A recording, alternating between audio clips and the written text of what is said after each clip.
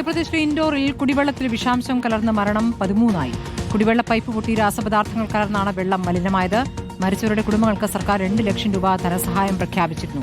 Nobel വാരിക്കാരൻ വിവരങ്ങളുമായി. Nobel, ആശങ്കപ്പെടുത്തുന്ന കാര്യമാണ്, മരണസംഖ്യ ഉയരുന്നു. ആശുപത്രിയിലായവരുടെ എണ്ണം വലിയ തോതിലുള്ള എണ്ണം ഇന്നലെ തന്നെ റിപ്പോർട്ട് ചെയ്യപ്പെട്ടാണ്. അതിൽപ്പെട്ടവരാണോ ഇപ്പോൾ മരിച്ചത്? ആശുപത്രിയിലായിരുന്നവരാണോ മരിച്ചത്?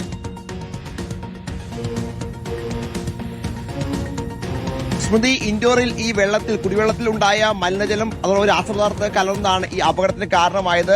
ആശുപത്രി ചികിത്സയിലുണ്ടായിരുന്ന ആളുകളാണ് ഇപ്പോൾ മരിച്ചിരിക്കുന്നത്. മൊത്തം 13 പേർക്ക് ഇപ്പോൾ ജീവൻ നഷ്ടപ്പെട്ടിരിക്കുന്നു. ഇതിൽ 5 മാസം പ്രായമുള്ള ഒരു കുഞ്ഞുകൂടി ഉൾപ്പെടുന്നു എന്നാണ് നമുക്ക് അറിയാൻ കഴിയുന്നത്. ചികിത്സയിൽ കഴിയുന്നത് 169 പേരാണ്. ഇതിൽ 8 പേരും കുട്ടികളാണ്, 1 വയസ്സ് താഴെ പ്രായമുള്ള കുട്ടികളാണ് എന്നും അറിയാൻ കഴിയുന്നു. വലിയ തരത്തിൽ ഈ രാസപദാർത്ഥങ്ങൾ പൊട്ടിയ പൈപ്പിലൂടെ അകത്തേ വരികയും അത് പിന്നീട് ജലത്തിൽ കലർന്ന് എല്ലാ വീടുകളിലേക്കും എത്തുകയും ചെയ്തു എന്നാണ് നമുക്കിപ്പോൾ വിവരം ഉള്ളത്. ഈ പ്രദേശത്തെ ഏറെക്കുറെ 7000-ഓളം വീടുകളിൽ പരിശോധന നടത്തി, 7000-ഓളം ആളുകളെ പരിശോധന നടത്തി. അതിൽ നിന്ന് 2300-ഓളം ആളുകൾക്ക് ചില പ്രശ്നങ്ങൾ ഉള്ളതായി കണ്ടെത്തുകയും അവർക്ക് ഇതുമായി ബന്ധപ്പെട്ട പ്രാഥമിക ശുശ്രൂഷകൾ നൽകുകയും ചെയ്തിട്ടുണ്ട് എന്നാണ് അറിയാൻ കഴിയുന്നത്. അതിൽ തന്നെ 169 പേരാണ് ഇപ്പോൾ ഈ രോഗം മൂർച്ഛിച്ചത് മൂലം ആശുപത്രികളിൽ അഭയം തേടുകയും ചെയ്തിരിക്കുന്നത്. 13 മരണം, ഇന്നലെ 8 മരണമായിരുന്നു. അത് പിന്നീട് ഇപ്പോൾ 13ലേക്ക് ഉയരുകയുമാണ് ചെയ്തിരിക്കുന്നത്. ഇതിൽ ചില ഉദ്യോഗസ്ഥർ, പ്രത്യേകിച്ച് വാട്ടർ അതോറിറ്റി ചില ഉദ്യോഗസ്ഥരെ അടക്കം സസ്പെൻഡ് ചെയ്തിട്ടുണ്ട് എന്ന് സർക്കാർ അറിയിക്കുകയും ചെയ്യുന്നു. പക്ഷെ അപ്പോഴും ആളുകൾ ഇങ്ങനെ ചികിത്സ തേടുകയും രോഗികളെ തുടരുകയും ചെയ്യുന്ന വലിയ പ്രതിസന്ധിയാണ് ഉണ്ടാക്കിയിരിക്കുന്നത്. രാഷ്ട്രീയ വിവാദവും ഈ വിഷയത്തിൽ കൊഴുക്കാൻ, പ്രത്യേകിച്ച് BJP സർക്കാരാണ് ഭരിക്കുന്നത്. BJP സർക്കാരിന് ഒരു തരത്തിലും പ്രാപ്തിയില്ലാത്തതാണ് ഇങ്ങനത്തെ പ്രതിസന്ധി ഉണ്ടാകുന്നതെന്ന്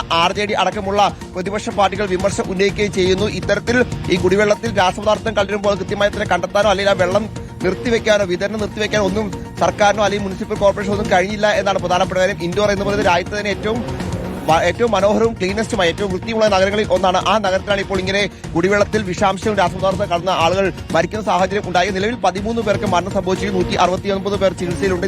നില ഗുരുതരമാണ് എന്ന വിവരമാണ് പുറത്തേക്ക് വരുന്നത്. വിവരങ്ങൾ നൽകിയത്.